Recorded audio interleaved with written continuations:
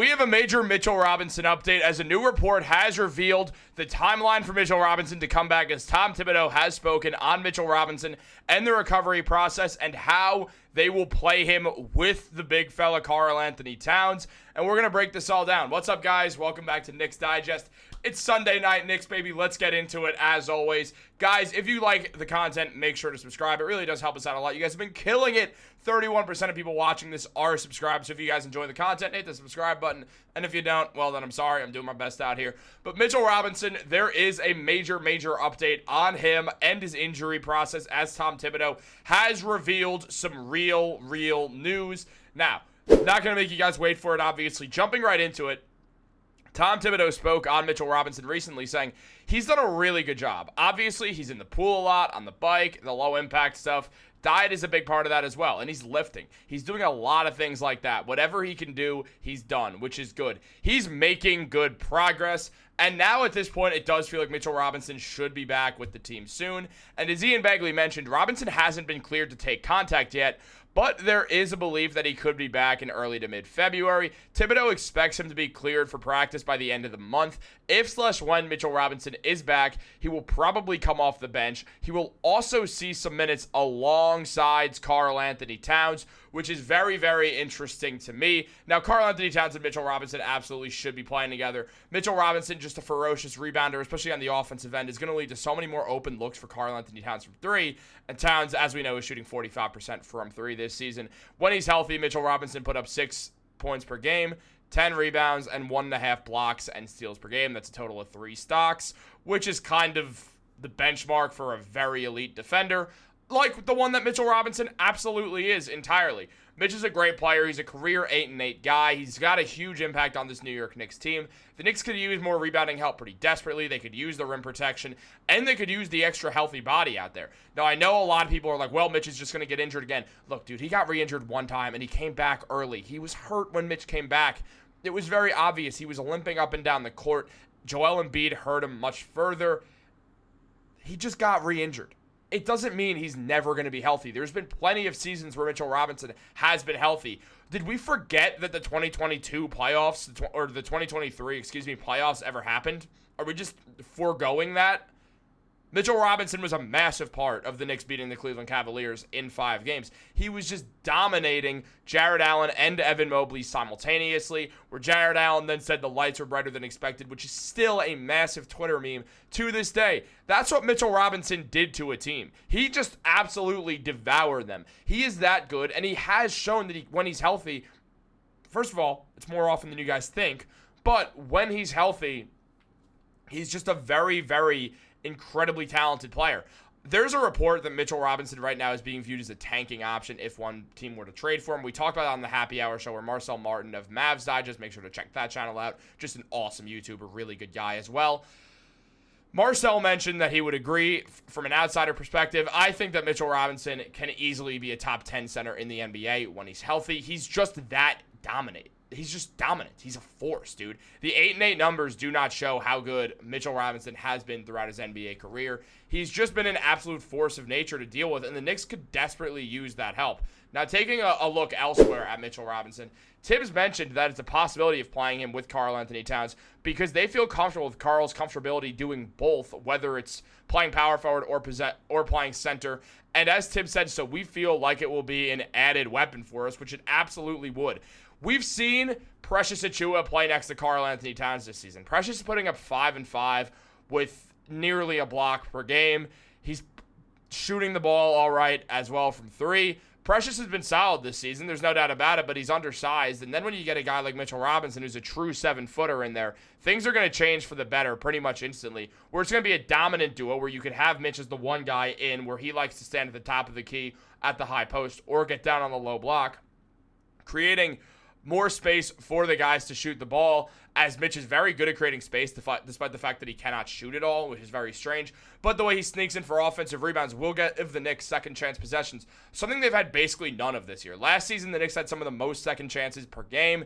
Now they have some of the least, and it's just the absence of Mitchell Robinson. And having a guy like Karl-Anthony Towns, who doesn't have to be the only center, gets him to focus on that scoring more. And yeah, his rebounding per game will probably go down because Mitch will be there, but not by much. This season, Towns is averaging 25 points, 14 rebounds, and 3 3 assists. There's a reason why he's third on the MVP ladder right now. His fouls per game has consistently been going down since it was at 4.1 earlier this season. He's shooting 45% from 3 as mentioned. He's shooting 55% from the field. Karl-Anthony Towns is shooting 37.5% on corner threes that he doesn't really take very often. But here's the thing. Once Mitch gets there and he starts to get offensive rebounds and kick him back out, Towns will get a chance at more corner threes. And we know Towns can shoot the ball from anywhere. He's the greatest shooting center of all time. So you look at Towns, it's just an absolute win to have Mitchell Robinson with him, and I think the Knicks will be so much better off when Mitchell Robinson is back with the team, and that's now expected to be sometime around February. It seems like early, mid-February is the call, and I know it's kept getting pushed back. Initially, it was December, then December to January, then January to February, now February to mid-February. The Knicks are insisting that Mitchell Robinson has to be 100% healthy before he steps back on the court because the Knicks want Mitchell Robinson fully healthy on the court so he doesn't come back injured and get re-injured, aggravate the injury, and need another surgery. That's what they don't want. That's their nightmare scenario. The Knicks have not made a trade yet, and they have 2 weeks before the trade deadline happens. I expect them to make some sort of a move. It's unclear what, but I think they'll want to fix that salary situation so they could bring up a TJ Warren or something like that, or something along those lines. I do think Jericho Sims is going to get traded off the Knicks. I just expect him to get traded at this point. Meanwhile, Mitchell Robinson, there has been trade rumors heating up, and we will do a full video on that, but we're not going to talk about that in this video, so stay tuned for that, because Jake Fisher did come out with something, but that's a story for tomorrow. Unless you're watching this on Monday, January 20th, then it's a story for today. But if you're watching this today, it came out on January 19th, then it's a story for tomorrow. I didn't need to explain all that. Why did I? Like, genuinely, who gained anything from that? Me being able to tell time? Oh, wow. I'm really making my parents proud. I could tell time all by myself at the young age of 23. But look, Mitchell Robinson is just so vital for this New York Knicks team to be their best selves, and we've seen it time and time again. The man catches lobs extremely well, though he doesn't get a lot of them because Jalen Brunson doesn't throw a ton of lobs with the Knicks, but it's also just the fact that he cleans the glass like nobody's business. The Knicks have no problem putting Achua and Robinson on the court together as well, so we'll get to see some more breaks for Towns, so he won't have to deal with that tendinopathy as much, which is just jumpers knee, runners knee, whatever you want to call it. It's overuse. It's tendinopathy. It's tendinitis. He's just being overused right now. And look at that. Look at Mitch just absolutely dominating the Celtics to the point. To the Nets, to the point where the Nets tried to fight the Knicks at the end of the game because the Nets were upset that they're never going anywhere. But the Knicks then did take Mikal Bridges from them, so now the Nets have an actual direction. And Sean Marks is a phenomenal GM when it comes to a rebuilding team. Now, where Mitch is at right now, I do think the Knicks will have him back in early February, and I do not think he's going to get traded. I see his trade value is lower than it will be over the summer because I don't think Mitch is going to get hurt again. Maybe it's wishful thinking, but I don't expect Mitchell Robinson to get injured again, and if Mitchell Robinson stays healthy, the Knicks are going to see his trade value rise, and then if they want to trade him when he's in an expiring or in a contract year, then go for it. Trade him because you don't think you're going to re-sign him with having to re-sign Mikal Bridges and get ready for Josh Hart's contract and all that. So it's going to become this situation where the Knicks are going to move their focus away from Mitchell Robinson, and they're going to probably try to deal him so they could fix their salary situation, probably deal him to a team where they could take back less money or work out some sort of a buyout situation so they could figure out a way to free up that cap space a little bit, use that mid-level exception they want to use over the summer and find probably a different center or maybe a forward who could create off the bench.